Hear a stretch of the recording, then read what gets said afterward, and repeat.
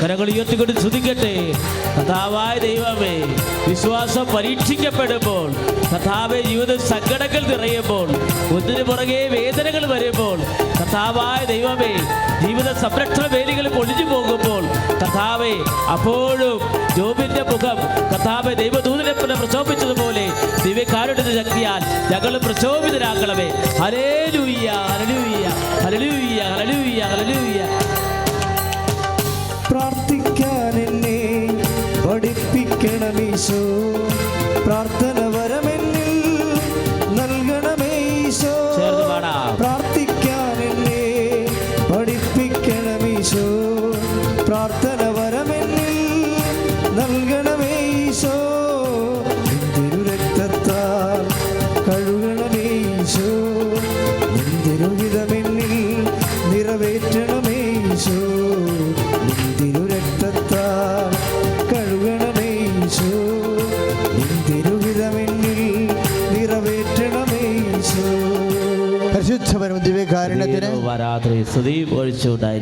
പ്രാർത്ഥിച്ച കർത്താവായ ദൈവമേ, ചില കാര്യങ്ങള് താമസിച്ചുകൊണ്ട് അങ്ങനെ പരീക്ഷിക്കുമ്പോൾ പരീക്ഷയിൽ ഉൾപ്പെട്ട അങ്ങയെപ്പോലെ ഇരട്ടി പ്രാർത്ഥിച്ച് ദൈവത്തിന്റെ ശക്തി പ്രാപിക്കാൻ അഭിഷേകം ചെയ്യണമേ. കരങ്ങൾ ഉയർത്തിക്കൊണ്ട് സ്തുതിക്കട്ടെ.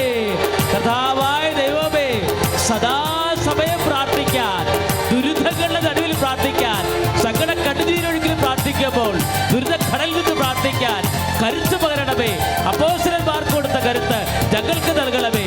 മോശയ്ക്ക് കൊടുത്ത കരുത്ത്, ഏലിയായ്ക്ക് കൊടുത്ത കരുത്ത് ഞങ്ങൾക്ക് നൽകണമേ. പരിശുദ്ധ അമ്മയ്ക്ക് കൊടുത്ത കരുത്ത് ഞങ്ങൾക്ക് നൽകണമേ. ഹല്ലേലൂയ. പഠിപ്പിക്കണമീശോ, പ്രാർത്ഥന വരമെന്നിൽ നൽകണമേശോ. പ്രാർത്ഥിക്കാൻ എന്നെ പഠിപ്പിക്കണമീശോ, പ്രാർത്ഥന വരമെന്നിൽ നൽകണമേശോ. കരങ്ങൾ ഉയർത്തി തിരുരക്തത്താൽ കഴുകണമേശോ, നിന്തിരുഹിതമെന്നിൽ നിറവേറ്റണമേശോ. തിരുരക്തത്താൽ കഴുകണമേശോ, നിന്തിരുഹിതമെന്നിൽ നിറവേറ്റണമേശോ. പരിശുദ്ധ പരമദിവ്യകാരുണ്യത്തിന് പരിശുദ്ധ പരമദിവ്യകാരുണ്യത്തിന് പ്രിയമുള്ളവരെ, ഉടമ്പടിക്കാലത്ത് നിങ്ങൾ ദൈവദർശനതയിൽ നല്ല ഹോൾഡുള്ളവരായിട്ട് വളരണം.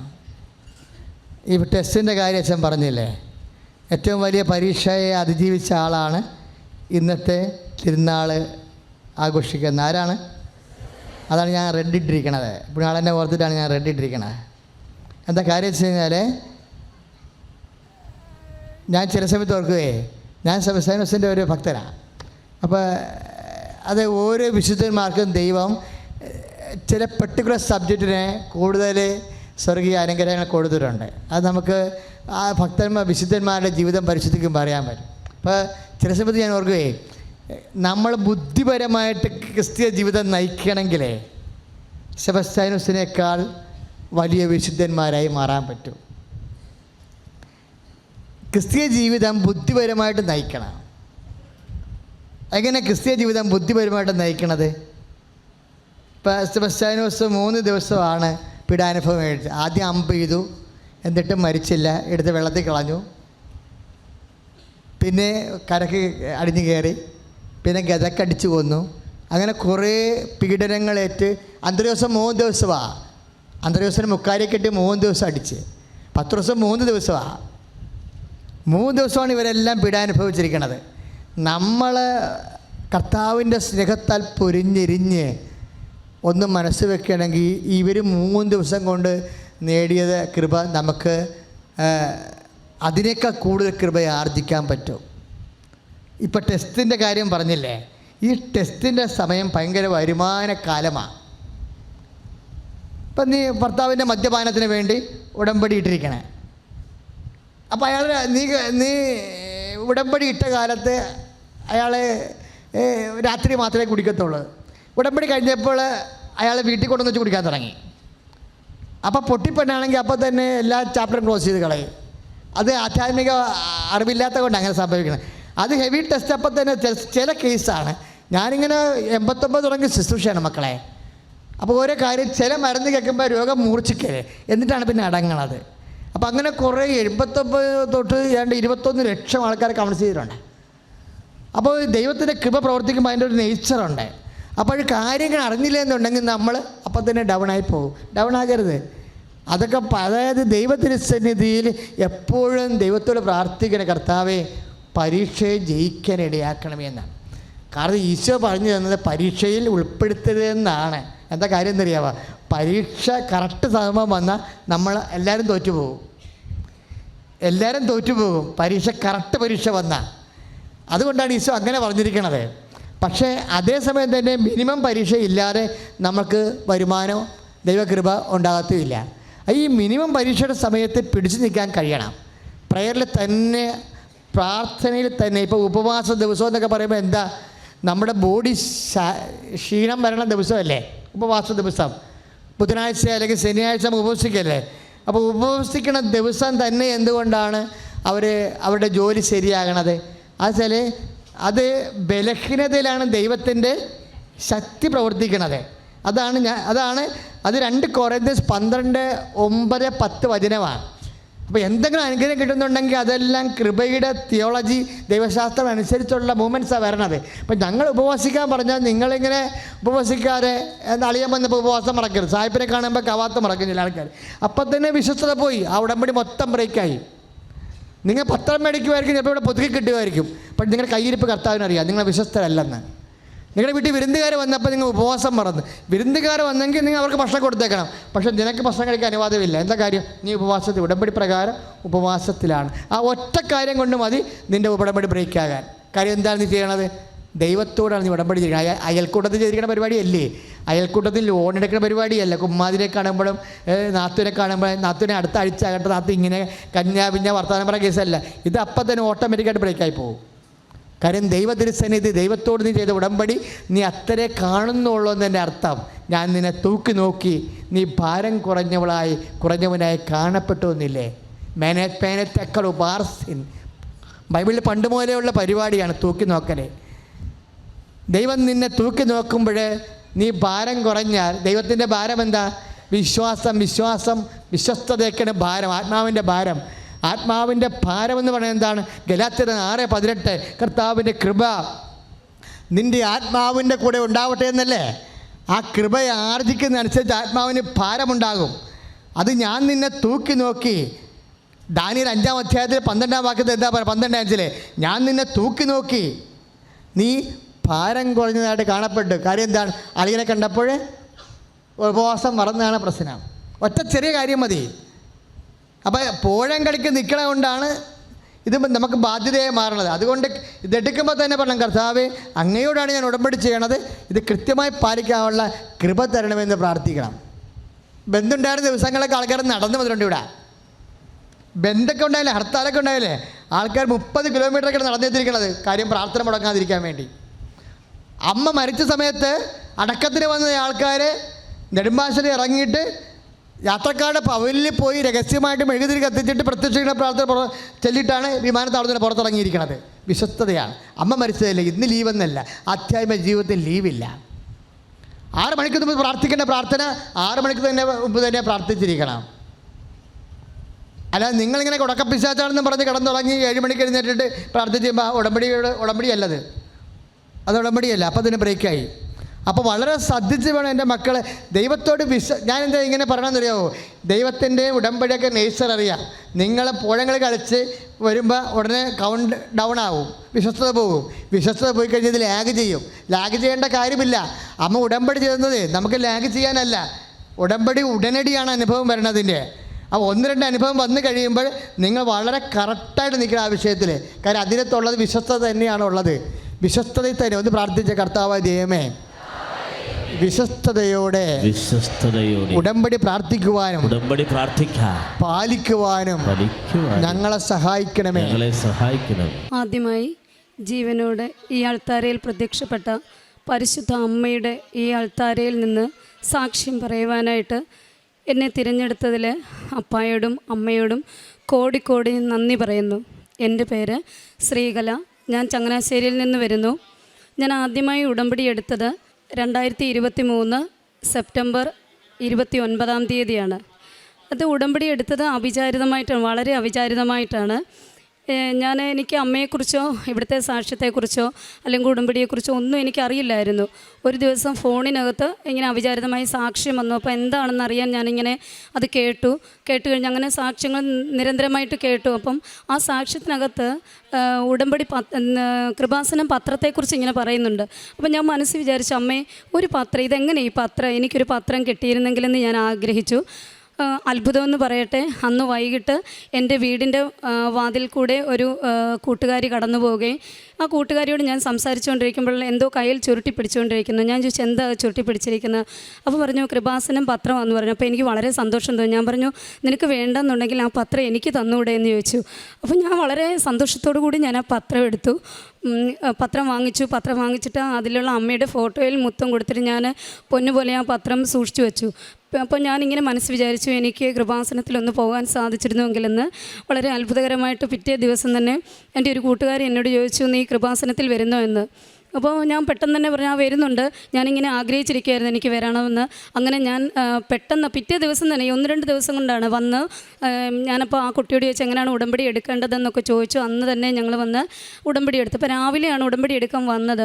അപ്പോൾ ഉടമ്പടി എടുക്കുന്ന ക്ലാസ്സിൽ കയറിയപ്പോൾ കുറേ പേരുണ്ട്, ഹാൾ നിറച്ച ആൾക്കാരാണ്.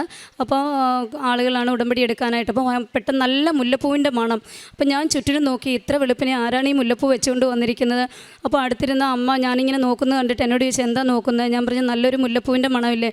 ആ ശരി, അത് അമ്മയുടെ സാന്നിധ്യമെന്ന് പറഞ്ഞു. അപ്പോൾ എനിക്ക് വളരെ സന്തോഷം തോന്നി. അങ്ങനെ അന്ന് മുതലേ ഞാൻ ഉടമ്പടി ജീവിതം ആരംഭിച്ചു. എൻ്റെ കയ്യിൽ 22 വർഷത്തോളമായിട്ട് ഒരു അലർജി ഉണ്ടായിരുന്നു.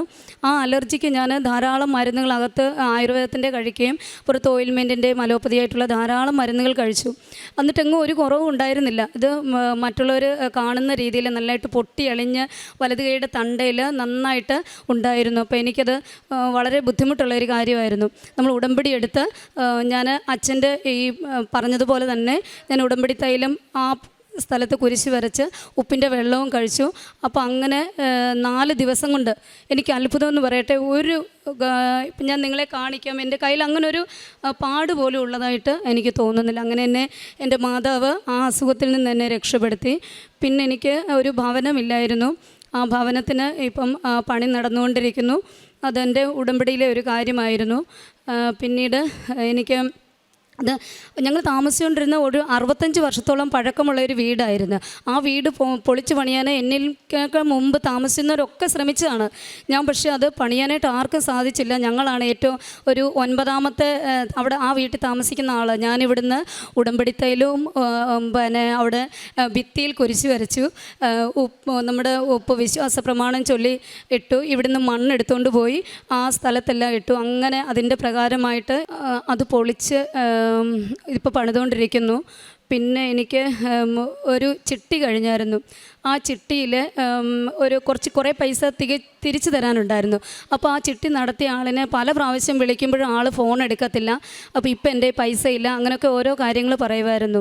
ഞാൻ ഉടമ്പടി എടുത്തു കഴിഞ്ഞ് നമ്മുടെ ഈ ഉടമ്പടി വിശുദ്ധ കാശുരൂപം കൈ പിടിച്ചുകൊണ്ട് പ്രാർത്ഥിച്ചിട്ട് ഞാൻ ഫോൺ വിളിച്ചു, മാതാവേ എടുക്കണേ, എൻ്റെ പൈസ തിരിച്ച് കിട്ടണേന്ന്.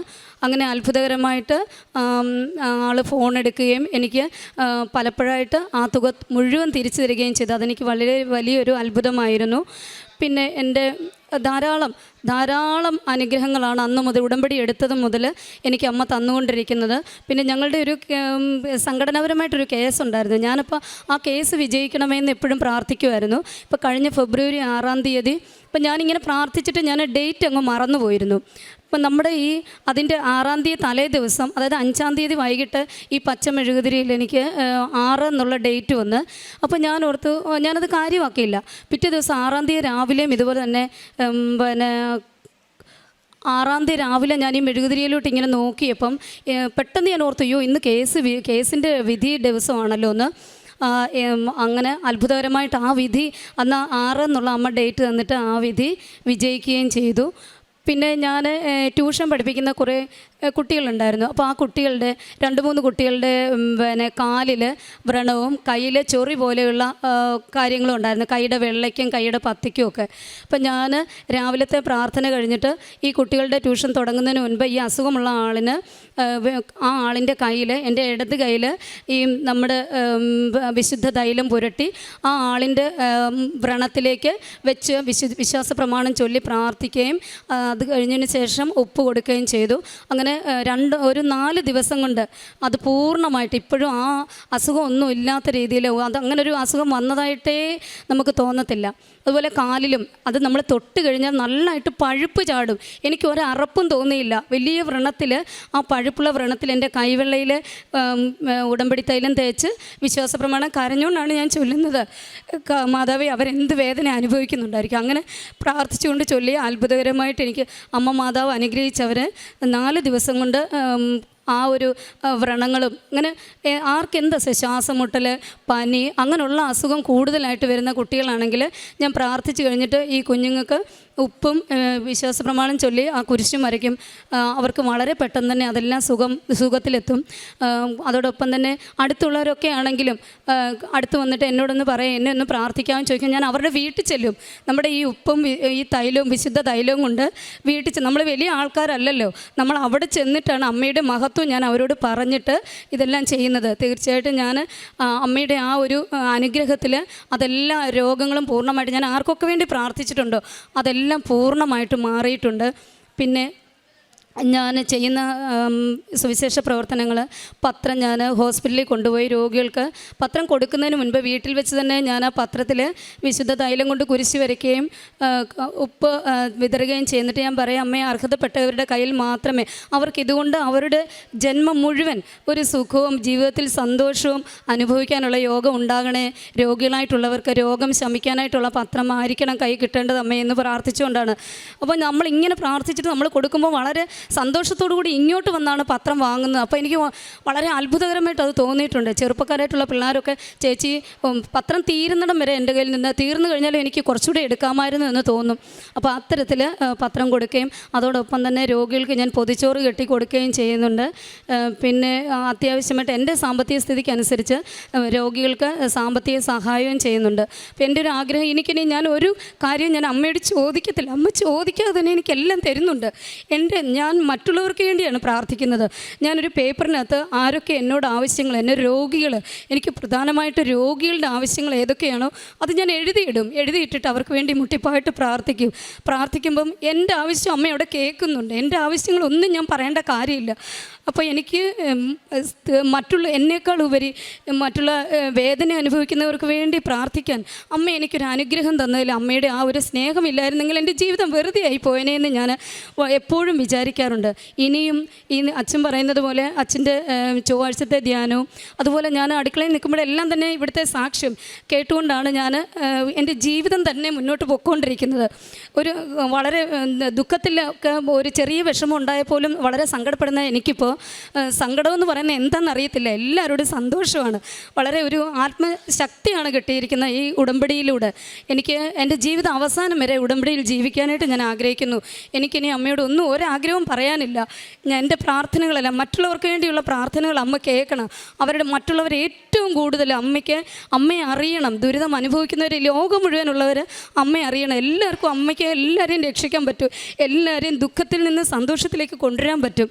ഞാനും അമ്മയും അപ്പായോടും ഒപ്പം ഞാൻ എൻ്റെ ജീവിതം കഴിച്ചു കിട്ടുമെന്ന് ഇതിനാൽ ഞാൻ ഉറപ്പ് തരുന്നു.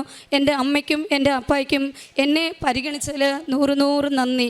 അമ്മയുടെ പ്രത്യക്ഷീകരണത്തിൻ്റെ സാക്ഷിയായി ഈ അൾത്താരയിൽ വന്ന് നിന്നുകൊണ്ട് സാക്ഷ്യം പറയുവാൻ ലഭിച്ച കൃപയ്ക്കായി അമ്മ മാതാവിനോടും ദേവകുമാരനോടുമുള്ള 1000 നന്ദി ഞാൻ കരയേറ്റുന്നു.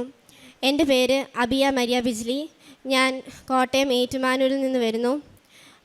ഞാൻ കൃപാസനത്തിൽ ഉടമ്പടി എടുത്തത് 2025 മെയ് മാസം 27-ാം തീയതിയാണ്. അതിനു മുമ്പേ എൻ്റെ അമ്മ കൃപാസനത്തിൽ ഉടമ്പടി എടുത്തായിരുന്നു. എനിക്ക് ചെറുപ്പം മുതലേ ശ്വാസം മുട്ടലുണ്ടായിരുന്നു. ഒരു 500 മീറ്റർ ഞാൻ നടക്കുമ്പോൾ തന്നെ തൊണ്ടയിൽ നിന്നും വിസിലൂതുന്ന പോലത്തെ സൗണ്ട് വരുമായിരുന്നു. ഞാൻ 2024 ജപമാല റാലിയിൽ പങ്കെടുത്ത് പ്രാർത്ഥിച്ചു. ജപമാല റാലി മുഴുവൻ ഞാൻ വിടാതെ ഞാൻ കൊന്ത ചൊല്ലി ഈശോയോട് പ്രാർത്ഥിച്ചു. അതിൻ്റെ ഫലമായി അതിൽ പിന്നെ ഇന്നേ വരെ എനിക്ക് അതുപോലത്തെ സൗണ്ടോ ബുദ്ധിമുട്ടോ ഒന്നും ഉണ്ടായിട്ടില്ല. അമ്മ മാതാവിനോട് ഈശോയോട് 1000 നന്ദി കരയറ്റുന്നു. പിന്നെ ഞാൻ +2 പരീക്ഷയ്ക്ക് പോകുമ്പോൾ അമ്മ എനിക്ക് നെറ്റിയിൽ കൃപാസനത്തിലെ തൈലം തേച്ച് വെച്ച് പ്രാർത്ഥിച്ച് എന്നെ വിടുമായിരുന്നു. അതിൻ്റെ ഫലമായി എനിക്ക് +2 നല്ല മാർക്ക് തന്ന് അമ്മ മാതാവ് എന്നെ സഹായിച്ചു. 99.3% ഉണ്ടായിരുന്നു എനിക്ക് +2 പരീക്ഷയ്ക്ക്. അതിനുശേഷം 2025 നീറ്റ് എഴുതാൻ വേണ്ടിയിട്ട് ഞാൻ കോച്ചിങ്ങിനൊന്നും പോയിട്ടുണ്ടായിരുന്നില്ല. ക്രാഷ് കോഴ്സിന് മാത്രമേ പോയിട്ടുണ്ടായിരുന്നുള്ളൂ. 1 മാസത്തെ ക്രാഷ് കോഴ്സിന് മാത്രമേ പോയിട്ടുണ്ടായിരുന്നുള്ളൂ. അത് കഴിഞ്ഞ് നീറ്റ് എഴുതാൻ പോകുന്നതിന് മുമ്പേ ഇവിടെ അച്ഛൻ്റെ കയ്യിൽ നിന്ന് ബ്ലെസ്സിങ് വാങ്ങി ശേഷം കൈയുടെ നഖത്തിൻ്റെ ഇടയിൽ കൃപാസനത്തിൽ ഉപ്പ് വെച്ച് ഞാൻ എക്സാം ഹാളിൽ കയറി. OMR കിട്ടിയപ്പം ആ ഉപ്പ് കൊണ്ട് കുരിശ് വരച്ച് വിശ്വാസപ്രമാണം ചൊല്ലി കുരിശ് വരച്ച് OMR ഷീറ്റിൽ കുരിശ് വരച്ചു. എന്നിട്ടാണ് ഞാൻ പരീക്ഷ എഴുതാൻ ആരംഭിച്ചത്. എനിക്കറിയാവുന്നതൊക്കെ ഞാൻ മാർക്ക് ചെയ്തു. അത് പക്ഷേ അത്രയും എഴുതിയത് കൊണ്ട് ഒന്നും ആവില്ല എന്ന് എനിക്കറിയായിരുന്നു. അമ്മ മാതാവ് വീണ്ടും എൻ്റെ കൈ ശരിയായ ഉത്തരങ്ങളിലോട്ട് നയിച്ചുകൊണ്ടിരുന്നു. അതിനുശേഷം റിസൾട്ട് വന്നപ്പോൾ എനിക്ക് 26,474 റാങ്ക് ഉണ്ടായിരുന്നു ഓൾ ഇന്ത്യ ലെവലിൽ.